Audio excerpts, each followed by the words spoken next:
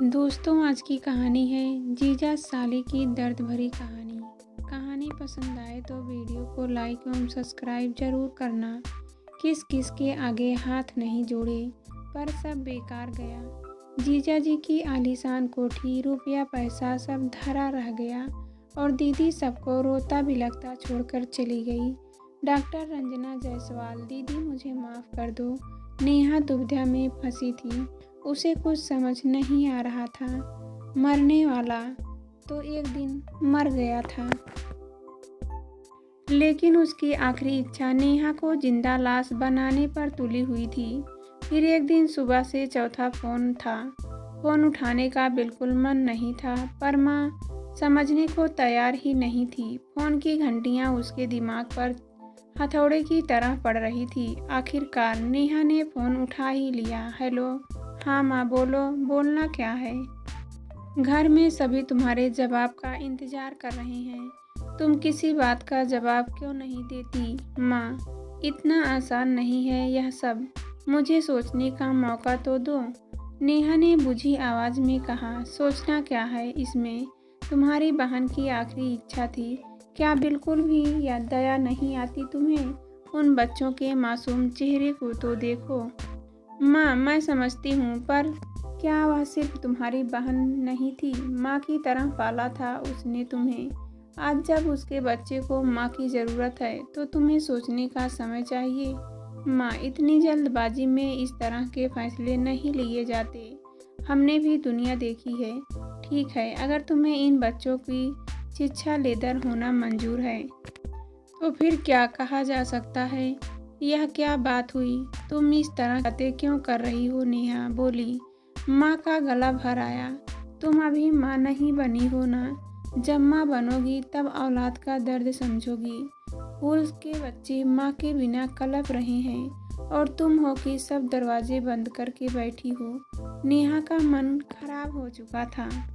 क्या इतना आसान था यह सब? 4 भाइयों में सबसे छोटी थी वह, सबसे लाडली, पर जिंदगी उसे इतने कड़वे और मुश्किल मोड़ पर लाकर खड़ा कर देगी, उसने सोचा ना था। दीदी की शादी के वक्त महज 17 साल की नाजुक उम्र थी उसकी। पहली बार साड़ी पहनी थी। कितना जोश था। जीजा जी के जूते चुराएगी, 10,000 से 1 रुपये कम ना लेगी, उन्हें खूब तंग करेगी। जीजा जी उसकी हर शरारत पर मुस्कुरा कर रह जाते। वह सिर्फ उसकी बहन के पति ही नहीं, नेहा की हर बात के हमराज, समझदार और सुलझे हुए इंसान थे। नेहा बहुत सारी बातें जो दीदी को नहीं बताती थी, जीजा जी से डिस्कस करती थी। जीजा जी के बढ़ावा देने पर ही नेहा ने सिविल सर्विसेज की तैयारी करनी शुरू की थी। नहीं तो माँ के आगे तो वह भी दीदी की तरह मजबूर हो जाती और आज वह भी दीदी की तरह किसी भी घर गृहस्थी देख रही होती। दीदी पढ़ने में बहुत अच्छी थी, पर बाबा की आखिरी इच्छा का मान रखने के लिए दीदी बलि का बकरा बनकर रह गई और अचार, मुरब्बे व नए नए पकवानों के अलावा आगे कुछ भी न सोच सकी। याद है उसे आज भी वह दिन जब दीदी की कैंसर की रिपोर्ट आई थी। कैंसर 3rd स्टेज पर था। घर में कोहराम मच गया था। माँ का रो रो कर बुरा हाल था और दीदी दीवार का कोना पकड़े बुत बनी थी। नेहा को समझ में नहीं आ रहा था किस किस को संभाले और क्या समझाएं। समझते सभी थे, पर एक दूसरे को झूठी दिलासा देते रहे। परवीर जीजा जी का चेहरा अचानक से बूढ़ा लगने लगा था। अपनी जीवन संगिनी की यह हालत उनसे बर्दाश्त नहीं हो रही थी। कितने सुखी थे वे। जीजा जी ने दीदी को बचाने के लिए हर मुमकिन कोशिश की।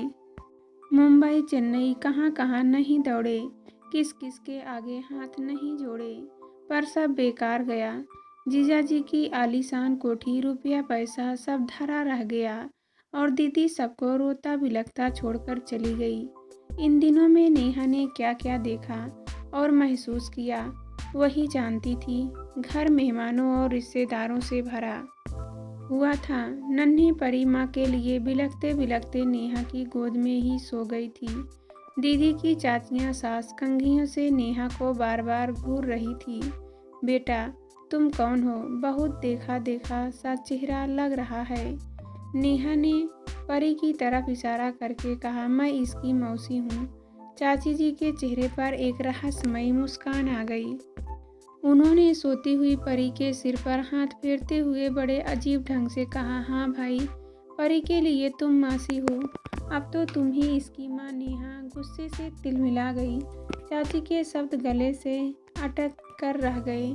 नेहा परी को लेकर कमरे में चली गई। पहली बार नहीं था इन 13 दिनों में हर आने जाने वालों की निगाहों में उसने यही सवाल तैरते देखा था। कितना रोई थी वह उस दिन। धीरे धीरे सारे मेहमान चले गए। नेहा सामान पैक कर रही थी, तभी परी और गोलू ने आकर चौंका दिया। मौसी, आप जा रही हैं? हाँ बेटा, मेरी छुट्टियां खत्म हो गई हैं, ऑफिस भी जाना है ना। तुम उदास क्यों हो? हम रोज़ वीडियो कॉल से बात करेंगे। अपना होमवर्क रोज़ करना। बच्चे चुपचाप सुनते रहे। दीदी के बच्चे बहुत समझदार और आत्मनिर्भर थे, पर फिर भी बच्चे ही थे। बच्चे नेहा को छोड़कर चले गए। तभी माँ कमरे में आ गई। नेहा, सामान पैक हो गया? हाँ माँ, ऑफिस से बार बार फ़ोन आ रहा है। आप लोग कब निकल रहे हो? तुम्हारे पापा और भैया कल सुबह निकलेंगे। मैं अभी कुछ दिन यहीं रहूँगा। नेहा सिर झुकाए माँ की बात सुनती रही। नेहा, तुमसे एक बात कहनी है थी। हाँ माँ बोलो। माँ सुन रही हूँ, माँ बोली। नेहा, तुमसे कुछ भी नहीं छिपा। तुम्हारी दीदी के जाने के बाद हमारी जिम्मेदारी और भी बढ़ गई है। तुम्हारी दीदी ने मरने से पहले मुझसे एक वादा लिया था। वह चाहती थी कि उसके मरने के बाद तुम उसके बच्चों की जिम्मेदारी संभालो। तुम परवीर जी से शादी कर लो। नेहा छटपटा कर रह गई। माँ, तुम ऐसा सोच भी कैसे सकती हो? जीजा जी के साथ मेरी शादी? नेहा, समझने की कोशिश करो, आखिर तुम्हारी भी शादी करनी ही है। देखा भाला परिवार है, बच्चों को माँ मिल जाएगी। वैसे भी एक लड़की को क्या चाहिए? आलीशान घर, नौकर चाकर, रुपया पैसा। तुम्हारे पापा की ही भी यही इच्छा है। नेहा हैरानी से माँ को देखती रह गई। तुमने जीजा जी से भी एक बार पूछा है? पूछना क्या है, उनके माता पिता तो है नहीं। चाचा चाची से बात हो गई है, उन्हें भी यह रिश्ता मंजूर है। रिश्ता नेहा को सारा मामला समझ में आ गया। माँ, मैं तुमसे इस बात की उम्मीद नहीं कर रही थी। माँ का चेहरा गंभीर हो गया। हो सकता है आज तुम्हें मेरी बातें अच्छी ना लगें, पर तुम्हारी दीदी के जाने के बाद परवीर जी और उनके बच्चों की जिम्मेदारी भी मुझ पर है। तुम सोच विचार कर जल्दी मुझे जवाब दे दो। कहते हैं मरने वाले की अंतिम इच्छा ना पूरी की जाए तो उसे कभी शांति नहीं मिलती। आखिरी वाक्य कहते वक्त माँ ने नेहा को अजीब सी निगाहों से देखा। पता नहीं उन निगाहों में ऐसा क्या था। वह उनकी आंखों में तैर रहे हजारों सवाल के तीर झेल नहीं पाई और मुंह घुमा लिया। एक हफ्ते में माँ ने 50 बार फ़ोन कर दिया था, हर बार यही सवाल, और नेहा एक ही जवाब देती, माँ मुझे सोचने का वक्त दो। नेहा हर बार एक ही बात पर आकर अटक जाती। सबको दीदी की आखिरी इच्छा पर पड़ी है, पर किसी ने एक बार, हाँ सिर्फ एक बार, उसने पूछा कि उसकी इच्छा क्या थी।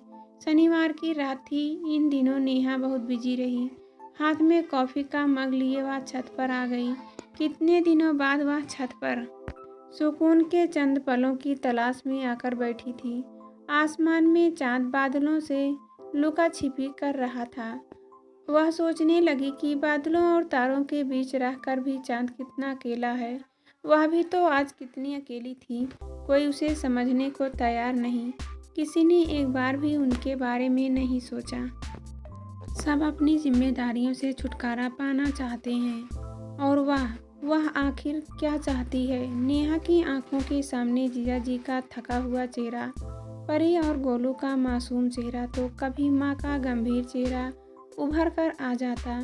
नेहा ने आंखें मूंद ली। आखिर यह एक लड़की को क्या चाहिए अपनी ज़िंदगी से? एक खुशहाल परिवार, रुपया पैसा, घर, बस क्या यही चाहिए था उसे?